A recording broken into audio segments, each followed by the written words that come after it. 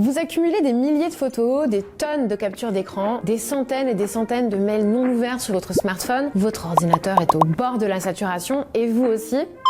Vous êtes incapable de faire du tri et de supprimer la moindre photo. Eh bien, ce phénomène porte un nom. C'est le digital hoarding.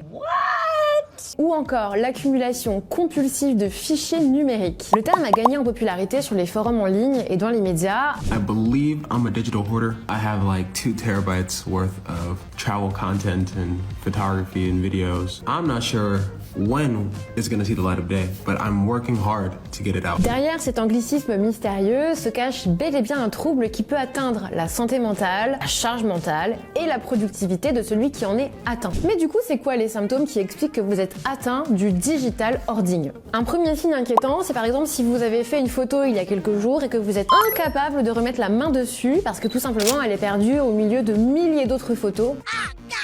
Et pire encore, vous ressentez moins de concentration, une fatigue mentale et même parfois de la confusion au milieu de tous ces fichiers accumulés. À ce stade, vous vous demandez sûrement, mais pourquoi est-ce que certaines personnes ne peuvent pas s'empêcher d'accumuler des données numériques? En 2018, des chercheurs en psychologie ont mené une des premières études sur le sujet et ont identifié plusieurs raisons à cela. Il va y avoir la volonté de garder une preuve. Ensuite, il y a aussi une autre raison, ça va être l'attache émotionnelle à une photo par exemple.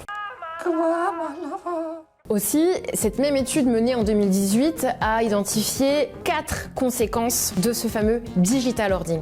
La première conséquence, c'est que ça peut avoir un impact sur la productivité. Ensuite, la deuxième conséquence, c'est que ça peut avoir des effets sur votre bien-être psychologique. En troisième position, on a des problèmes liés à la cybersécurité.